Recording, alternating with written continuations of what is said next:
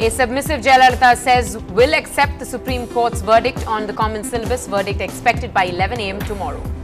After the Madras High Court order, DMK's Anbaragan shifts prisons can now attend assembly sessions, files for anticipatory bail in fresh case. Madurai strongman MK Alagari's aide Talapati gets bail in land grab charge case. Alagari continues to be defensive. Big relief for Saxena. The Madras High Court quashes 4 cases against the Sun Pictures COO. Amma embarks upon a clean Chennai drive, promises to address garbage water stagnation issues in 3 months' time. Light relief for heavy industries. 100 megawatts of power tapped from windmills up for sale, says the Chief Minister. DMK continues to boycott the budget session, stays away from the debate on the revised budget. Are trucks turning murderers these days? Are drivers even taken to task? Hit and run case takes the life of 35-year-old in Taramani. Good evening and welcome to NDTV Hindu. I'm Natasha Doraiswamy. You're watching the news tonight, bringing you all the latest news across the state. First, let's take a look at the national headlines. No immediate threat due to oil spill, says Jayanti Natarajan, but environmentalists say no lessons learned from the past. A volatile day at the markets following the downgrade of US credit rating. Sensex closes below 17,000. The BJP guns for Sheila and Markan. The government agrees to discuss the minister's statement on Kalbadi, but no to audit report debate. The government hits back, says the report made a reference did not indict the Prime Minister's office. To gain favour with seniors, 2 security personnel got a civilian killed, giving false information that he was a Pakistani militant. Former Chief Ministers Yediyurappa and Kumaraswamy to appear before the Lokayukta court on the 27th in land cases. Ready for any investigation, Kerala Chief Minister Oomen Chandy says after a special court orders his role be probed. Well, the Madras High Court today granted bail to Alagari's close aide, DMK's Madurai Secretary Talapati. Talapati had sought bail in the case registered against various provisions of the Indian Penal Code and was remanded to judicial custody on July 19th. The case was registered by a couple from the Thirumangalam area. Well, moving on now, former Villivakam MLA B. Ranganathan of the Dravida Munethra Kadagam and his assistant who were arrested by the Nolumbur police in connection with an alleged land grabbing case has been detained under the Gundas Act. According to police sources, representatives of the Anamalai Plot Owners Association in Nolumbur lodged a complaint with the police last evening, accusing the former legislator and his assistant Venkatesh of fabricating documents and taking possession of a 20-acre land worth about 150 crore rupees belonging to 120 members of the association. In a swift pre-dawn operation on Tuesday, Ranganathan and Venkatesh were arrested by the Chennai police. Both of them have been lodged in Vellore Central Prison. The Madras High Court today allowed J. Anbaragan, DMK MLA, to attend assembly with police protection on Tuesday. Now, the interim relief came in a bail petition filed by J. Anbaragan, who is now lodged in Coimbatore prison in a land grab case. Anbaragan has to be lodged in the Pural prison instead in Chennai after his attending the assembly, according to the Madras High Court. Meanwhile, J. Anbaragan has now filed for anticipatory bail plea in a fresh case of land grab against him at Chennai. And our principal correspondent Peer Mohammed now joins us live on the phone line to give us more insight into this fresh piece of news. Peer, do tell us how this entire process is really going to take place for him to shift prisons and how the protection is going to go about while he is attending assembly. Yes, Natasha. In fact, when the case came up for hearing before the Madras High Court, senior advocate Jyoti, appearing for J. Anbaragan, was arguing that the assembly is currently in session. The budget is being debated and discussed. At this time, a legislator of an important political party, DMK, is now lodged in Coimbatore prison, and it is far away from Chennai, and he is unable to attend the assembly. In fact, the case is related to land grab of a paper mill in near Tirupur. That is the case. And the judge said, I cannot decide on the merit of the case at this point in time. and he adjourned the bail petition to Wednesday. But at the same time, considering the fact that he is an MLA and he wants to attend the assembly, he gave an interim relief saying that he can attend the assembly on Tuesday with police protection, and then he can be immediately after attending the assembly, he can be lodged in Pulal prison, so that if he wants to attend the assembly the day after, that is Wednesday, when his case comes up for hearing, bail petition and both bail petition and anticipatory bail petition come up for hearing, he can still attend the assembly.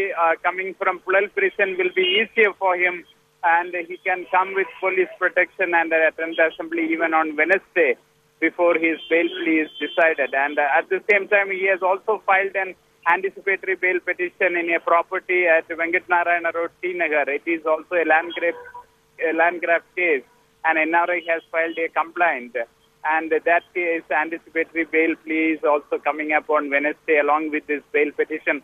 Then the Madras High Court will decide if he has to, if he can go on bail or not. Nadasha. Well, Peer, we'll also have to wait and see, considering the DMK has been boycotting the session so far. We'll have to wait and see if we'll have any DMK presence at all there, considering now Anbaragan wants to attend assembly. Yes. Hello. Yes, Peer, go ahead. Hello. Well, we seem to have lost that connection there, but moving on now, we will be getting more updates on that. Speaking to the House today on the uniform syllabus row, the Chief Minister seems to be on a submissive path with no signs of opposition to its implementation. She said that the Supreme Court orders would be the final word and that the state will abide by and implement its order on the uniform syllabus. It's not going to be a long wait for that, as the verdict is set to be given tomorrow morning. In the Assembly today, when the CPI MLA asked the Chief Minister to implement the uniform system of education with necessary corrections, she told the member that she completely agreed with him and added that the state government will respect the Supreme Court's verdict on the issue. உச்சநீதிமன்றத்திற்கு சென்றிருக்கிறோம். உச்சநீதிமன்றத்தின் ஆணையை எதிர்பார்த்திருக்கிறோம். உச்சநீதிமன்றம் இன்றே கூட தனது ஆணையை வழங்கும் என்று எதிர்பார்த்து காத்திருக்கிறோம். உச்சநீதிமன்றத்தின் ஆணை பெறப்பட்டவுடன் உச்சநீதிமன்றம் என்ன ஆணையிடுகிறதோ அதன்படி இந்த மாநில அரசு நடக்கும் என்பதை தெரிவித்துக் கொள்கிறேன். Well, it's well ahead of the northeast monsoon in October, and Tamil Nadu Chief Minister Jayalalitha today announced that a mass cleaning drive would be taken up to make Chennai a clean city within 3 months. Chennaiites may soon have reason to cheer. Peer Mohammed reports. 2 days after her aerial survey of the city, Jayalalitha on Monday said uncleared garbage and stagnant water may soon be history in the city, and announced a 3-month time frame to get to the bottom of the stinking issue of garbage. Chennai மாநகர் மற்றும் அதன் சுற்றுப்புற பகுதிகளில் உள்ள மக்கள் சுகாதாரமான சூழலை உடனடியாக பெறுவதற்கு ஏதுவாக முதற்கட்டமாக தேங்கியுள்ள குப்பைகளை உடனடியாக அகற்றவும், குடியிருப்பு பகுதிகளில் தேங்கியுள்ள அசுத்தமான நீரை அகற்றுவதற்குமான சிறப்பு தூய்மைப்படுத்தும் திட்டம், அதாவது மாஸ் கிளீனிங் புரோகிராம் ஒன்று செயல்படுத்தப்படும். இந்த தூய்மைப்படுத்தும் பணிகள் 3 மாத காலத்திற்குள் செய்து முடிக்கப்படும். Of course, the Chief Minister's drive for a clean Chennai is not a sudden decision. Her election manifesto promised, after taking charges as the Chief Minister, she had allotted 5 crore rupees for creating a plastic-free environment. Apart from 500 crores allotment for Chennai Mega City Development Mission, the government is keen on making the city a global investment destination by providing better road connectivity. But tackling garbage clearly is her top priority. 2011-12 ஆண்டுக்கான திருத்த வரவு செலவு மதிப்பீட்டில் குறிப்பிட்டவாறு விரிவான திடக்கழிவு மேலாண்மை திட்டம் ஒன்று நடைமுறைப்படுத்தப்படும் என்பதை தெரிவித்துக் கொள்கிறேன். The AIADMK regime is on a mission to pay back to Chennai. However, experts say the government's enthusiasm to clean up the city will materialize only with the active participation of the people. Jayalalitha has already called for a people's movement for a plastic-free and environmental-friendly Chennai. In Chennai, with Peer Mohammed, Evelyn Matthew for NDTV Hindu.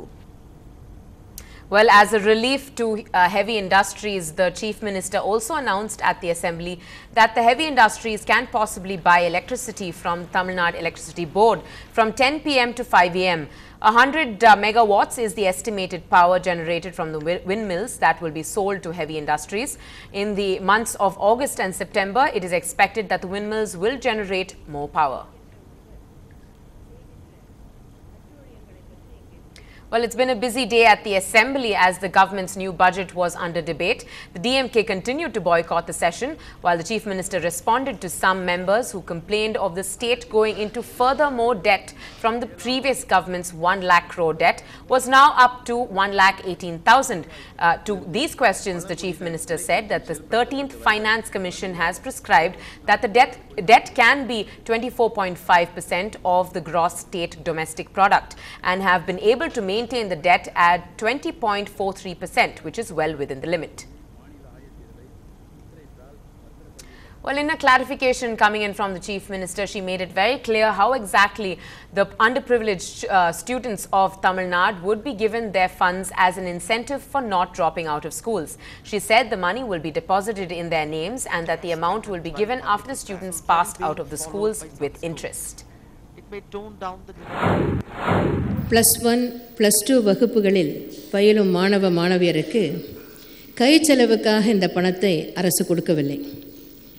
இடைநிற்றலை நிறுத்த வேண்டும் என்பதற்காக 10வது வகுப்பு படிக்கும் மாணவ மாணவியருக்கு வைப்பு நிதியில் 1,500 ரூபாயும், +1 மாணவ மாணவியர்களுக்கு வைப்பு நிதியில் 1,500 ரூபாயும், +2 படிக்கின்ற மாணவ மாணவியருக்கு வைப்பு நிதியில் 2,000 ரூபாயும், ஆக மொத்தம் 5,000 ரூபாய் அந்த மாணவரோ மாணவியோ படிப்பை முடித்து 12வது வகுப்பை படித்து முடித்து வெளியே வரும்போது மொத்தமாக வட்டியுடன் தரப்படும் என்பதை தெரிவித்துக் கொள்கிறேன். Well, we slip into a short break here on the bulletin. Coming up on the other side, lots more news and updates, especially on the national front, will continue.